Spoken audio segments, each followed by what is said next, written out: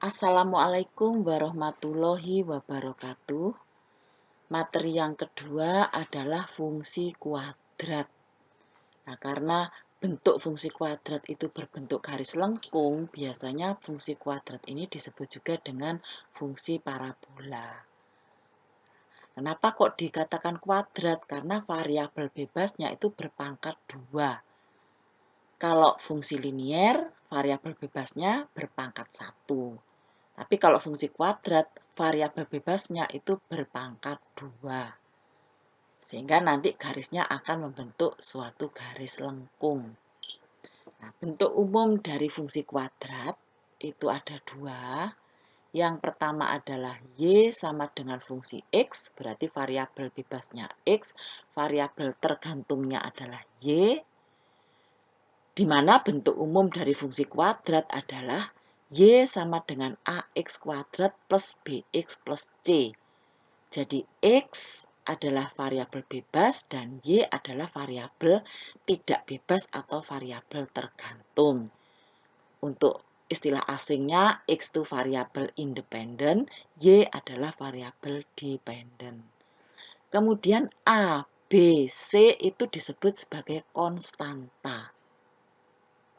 Sedangkan gambarnya nanti ada 2 jenis atau 2 macam. Yang pertama melengkung ke bawah, jadi menghadap ke bawah. Dan yang kedua adalah melengkung ke atas atau menghadap ke atas. Itu bentuk umum yang pertama. Untuk bentuk umum yang kedua itu dibalik. Jadi X sama dengan fungsi Y. Jadi sekarang Y yang variabel bebas, X variabel tergantung atau tidak bebas. Bentuk umumnya adalah X sama dengan AY kuadrat plus BY plus C. Jadi Y adalah variabel bebas, X variabel tidak bebas atau tergantung, A, B, C adalah konstanta. Gambarnya adalah parabola rebah, jadi rebah. Pertama menghadap ke kiri, yang kedua menghadap ke kanan. Nah, sementara ini yang kita bahas adalah yang tegak saja. Sehingga parabola tegak ini saya ulangi, bentuk umumnya adalah Y sama dengan AX kuadrat plus BX plus C. Jadi X-nya itu berpangkat 2. Itu disebut dengan fungsi kuadrat. Nah, sedangkan cara menggambarnya kita pakai cara matematis ya. Kalau fungsi linier itu bisa cara plotting dan cara matematis, untuk fungsi parabola itu kita pakai cara matematis saja. Ya, saya ulangi, untuk parabola tegak bentuk umumnya adalah Y sama dengan AX kuadrat plus BX plus C. Jadi X variabel bebas, Y variabel tergantung, A, B, C konstanta. Nah, bagaimana cara menggambarnya? Prinsipnya sama dengan fungsi linier. Jadi yang pertama, kita mencari titik potong dengan sumbu Y. Kalau titik potong dengan sumbu Y, maka X-nya 0. Kalau X-nya 0, Y-nya berapa? Nah, X0 ini dimasukkan ke sini. X diganti 0. Nah, semua bilangan kalau dikalikan dengan 0 kan hasilnya 0. Berarti Y-nya sebesar C. Y sama dengan C. Itu yang pertama. Kemudian yang kedua, gantian setelah titik potong dengan sumbu Y, sekarang titik potong dengan sumbu X.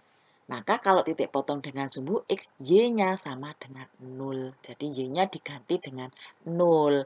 Berarti terjadi persamaan kuadrat, yaitu AX kuadrat plus BX plus C sama dengan 0.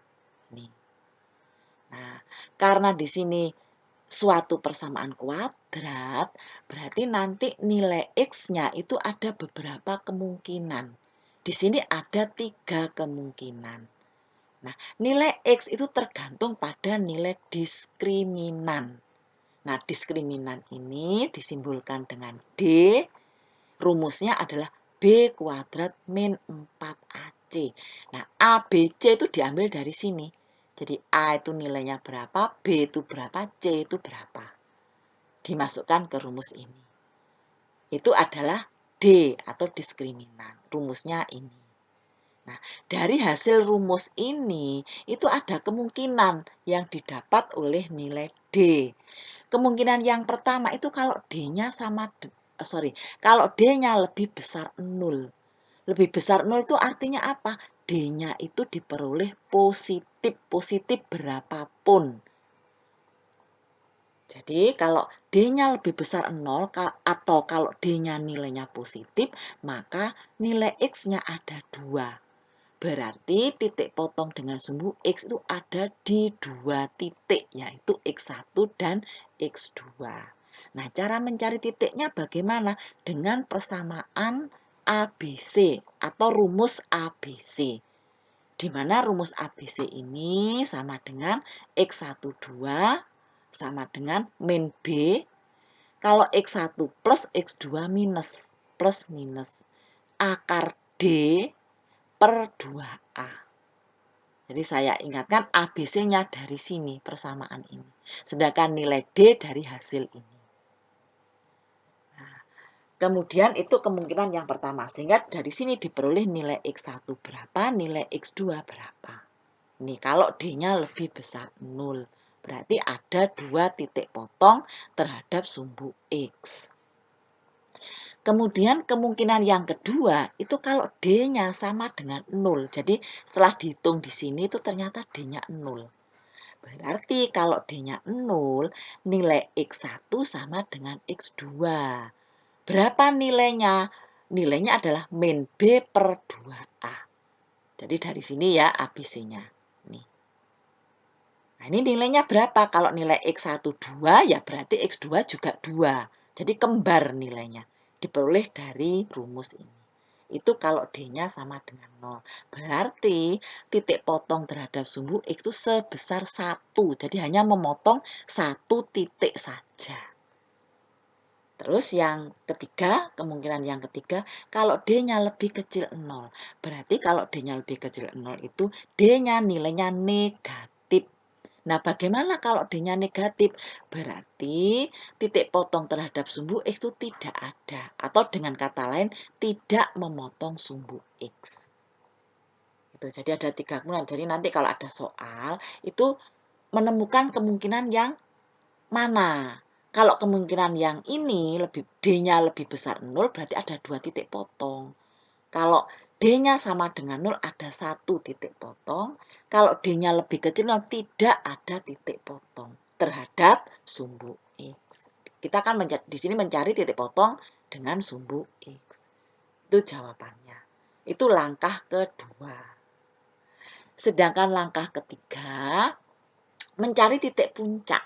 Jadi kalau langkah kedua itu sudah dilakukan dengan kesimpulan ada 3 itu tadi kemungkinannya, maka dilanjutkan dengan titik puncak. Jadi fungsi kuadrat itu punya titik puncak. Titik puncaknya kita misalkan titik P. Titik puncak itu kan suatu titik koordinat, berarti terdiri dari absis, absisnya itu X, dan ordinat, ordinatnya itu Y. Nah, untuk X rumusnya adalah min B per 2A. Untuk Y rumusnya adalah min D per 4A. Jadi ABC dari atas tadi. Setelah titik puncaknya diketemukan dari sini, dilanjutkan dengan mencari sumbu simetri. Sumbu simetri itu adalah suatu sumbu yang membagi 2 bidang gambar dari fungsi linier tadi. Rumusnya adalah ini, titik karena sumbu simetri itu memotong persis di tengah-tengah gambar, maka pasti memotong pada X pada titik puncak. Sehingga rumus untuk sumbu simetri sama dengan X pada titik puncak. Yaitu X sama dengan min B per 2A.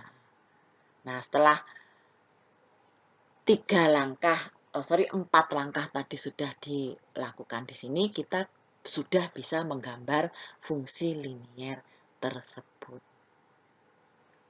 Contohnya, sekarang contoh dalam bentuk soal. Jadi misalkan, gambarkan fungsi kuadrat Y sama dengan X kuadrat min 5X plus 6. Nah, kita lakukan langkah-langkah tadi. Pertama kita mencari, ini disingkat ya, disingkat. Jadi titik potong terhadap sumbu Y. Itu di sini tidak ada ditulis, jadi langsung aja. Karena titik potong terhadap sumbu Y, berarti X-nya sama dengan 0. Ya kan? Kalau X-nya 0, 0 dimasukkan ke sini. 0, 0. Berarti Y-nya sebesar 6. Jadi nanti titik potong terhadap sumbu Y itu akan sebesar, misalkan titik A adalah X-nya 0, Y-nya 6. Jadi merupakan titik koordinat. Itu yang pertama. Terus yang kedua, titik potong terhadap sumbu X. Kalau titik potong terhadap sumbu X berarti Y-nya sama dengan 0. Kalau Y-nya sama dengan 0, Y-nya diganti dengan 0 ini. Jadi X kuadrat min 5X plus 6 sama dengan 0. Kemudian setelah itu, ini kan suatu persamaan kuadrat, berarti berapa nilai X-nya? Itu kita cek diskriminannya dulu. Nah, diskriminan ini yang menentukan berapa banyak nilai X-nya. 2, 1, atau bahkan tidak ada nilai X. Jadi diskriminan itu tadi rumusnya apa? Min B per 4A. Ya kan? Jadi rumusnya kembali ke sini nih. Jadi rumus dari diskriminan adalah, B kuadrat min 4AC. Salah ya, saya tadi salah. Jadi D rumusnya adalah B kuadrat min 4AC. Jadi ini, B kuadrat min 4AC. Jadi ABC-nya dari sini ya, berarti ini A-nya berapa? Ini A-nya 1, bukan 0 ya.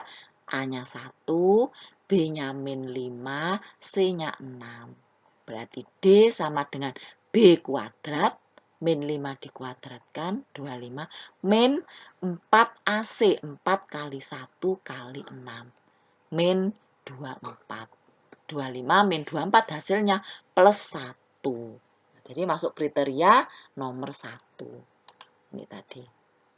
Jadi D-nya lebih besar dari 0 karena nilainya positif. Berarti kalau D-nya lebih besar dari 0, nilai X-nya ada berapa? Ada 2. Yaitu X1 dan X2. Kita pakai rumus ini. Min B plus minus akar D per 2A. Jadi ini. X1 sama dengan min B. Karena B-nya min, berarti min plus 5. Jadi min B sama dengan 5. Plus X1 kita buat yang plus. Jadi plus akar D. D-nya tadi 1. Akar 1. Per 2A. A-nya 1 berarti 2 kali 1. Akar 1 itu 1 ya. Berarti 5 tambah 1, 6. 6 dibagi 2, 3. Jadi X1 diketemukan sebesar 3. Sehingga di sini dimisalkan titik koordinat B1 dengan koordinat X-nya 3, Y-nya 0. Itu yang pertama, X yang pertama. X yang kedua, itu kita kasih minus. Tadi kalau ini plus, di sini minus. Jadi rumusnya sama, min B, jadi ini 5, min akar D, akar 1 per 2. Akar 1, 1, jadi 5 dikurangi 1, 4, 4 dibagi 2, 2. Berarti B2, ini dimisalkan titik koordinat yang kedua ya. B2 itu titik koordinatnya adalah X-nya 2, Y-nya 0. Jadi sudah ketemu ya, nilai X1-nya nilai X-nya ada 2. Karena apa? Karena D-nya lebih besar 0, yaitu X1 3 dan X2 2. Ini bisa dibalik. Misalkan X1-nya 2, X2-nya 3 boleh. Jadi sama saja. Kalau misalkan ya, ternyata D-nya dari sini itu diketemukan 0. Ini misalkan 0 ya, 0. Berarti dijawab aja 0 di sini. Kalau 0 apa kemungkinannya? X1 sama dengan X2. Kita pakai rumus yang ini, min B per 2A. Ya, jadi min B-nya tadi berapa? Dibagi dengan 2A. X1 sama dengan X2, berarti titik potongnya hanya 1. Itu kalau misalkan D-nya sama dengan 0. Jadi gambarnya hanya memotong pada X sebesar 1. Ya, nanti ada penjelasannya gambar di bawah. Oke. Kemudian kemungkinan yang kedua, kalau ternyata D-nya sama dengan min ya, min berapapun, maka kesimpulannya adalah D-nya lebih kecil 0 karena min. Dijawab aja tidak memotong sumbu X. Jadi kita tidak usah mencari nilai X kalau D-nya lebih kecil 0 atau negatif. Tuh.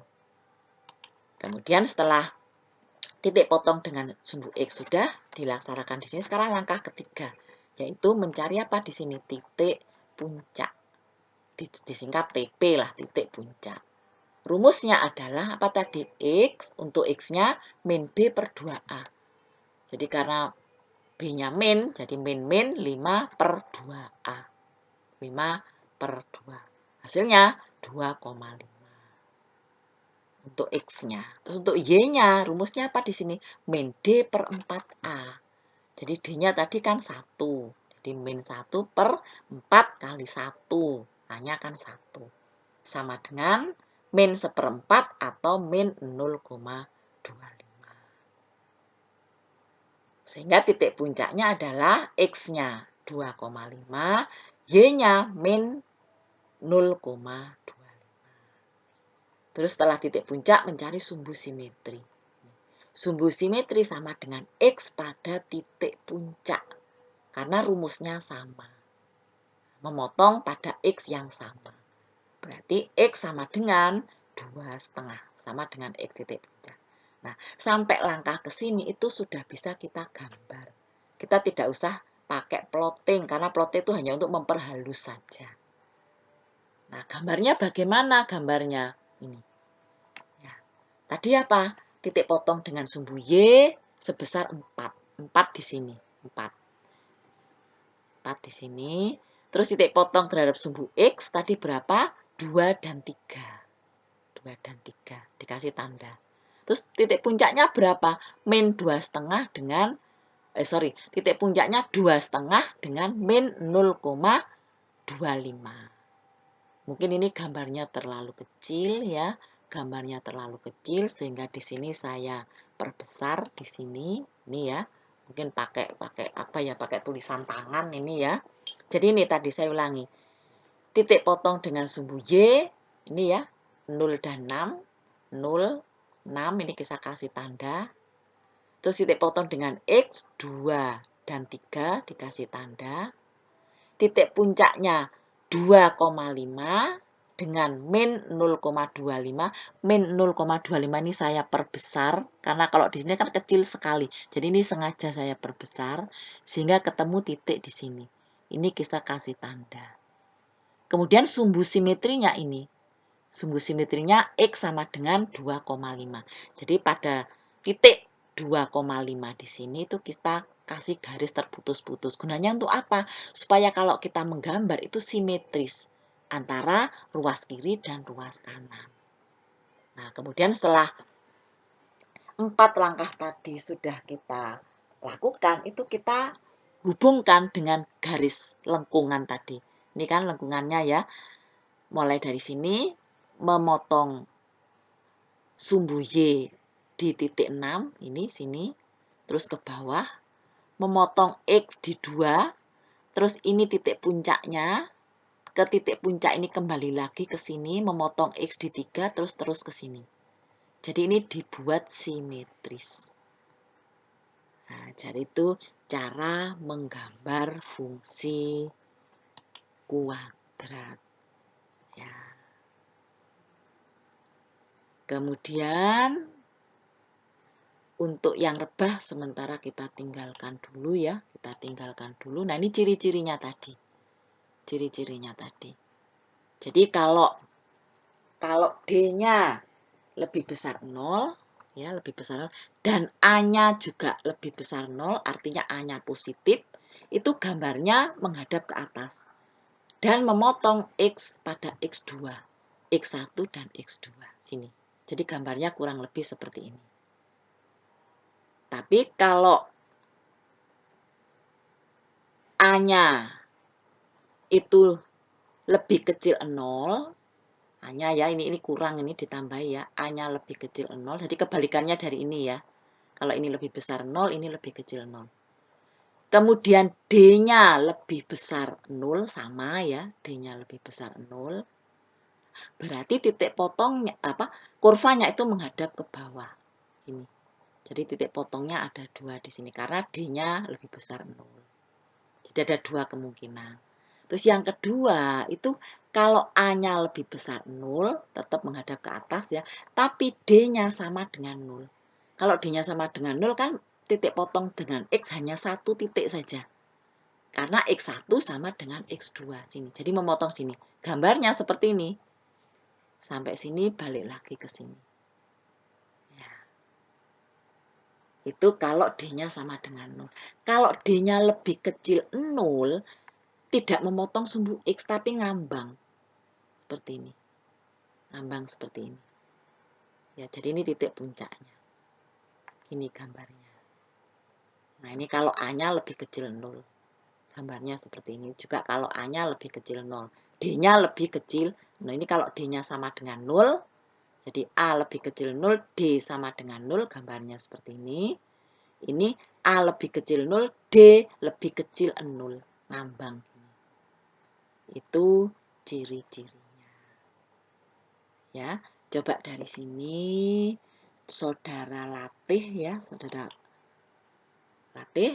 Ini saudara kerjakan, tolong dikerjakan ya, dikerjakan 4 soal ini. Kemudian hasilnya saudara tulis tangan saja, ya enggak usah pakai pakai ketikan, ditulis tangan saja, tapi yang jelas ya, yang jelas. Kemudian dari 4 soal ini nanti hasilnya itu dikumpulkan bersama dengan tugas pada saat minggu yang lalu, pertemuan pertama. Jadi pertemuan pertama tadi kan menggambar itu soal untuk fungsi linier, yang tentunya sudah tahulah saudara. Terus digabung dengan tugas yang kedua. Nah, mumpung ya saudara masih ingat, itu sebaiknya langsung dikerjakan aja sekarang. Daripada saudara tunda-tunda, nanti lupa. Kemudian saudara upload ke Elita. Nanti saya sediakan ruang untuk mengumpulkan tugas. Jadi diupload di situ. Jadi nanti saudara tulis tangan ya, terus saudara fotonya yang jelas, kemudian saudara jadikan PDF, baru saudara upload ke Elita. Saya kira saudara sudah tahulah untuk hal-hal yang seperti ini. Oke, kalau ada pertanyaan bisa diajukan di WA group ya, mungkin ada yang kurang jelas. Dan tugasnya itu dikumpulkan, saya kasih waktu 24 jam. 24 jam. Jadi kalau misalkan nanti ada pengumumannya ya, tapi saya omongkan dulu aja di sini. Jadi tugasnya ini saudara kerjakan 24 jam. Jadi kalau misalkan kuliahnya itu jam 7 pagi hari Senin, itu dikumpulkan paling lambat jam 7 pagi hari Selasa besoknya. Oke ya, jadi nanti saya kasih batas waktu yang melampaui batas waktu nanti tugasnya tidak bisa masuk karena sudah terkunci di situ di Elita. Udah ya, sampai di sini dulu. Wassalamualaikum warahmatullahi wabarakatuh.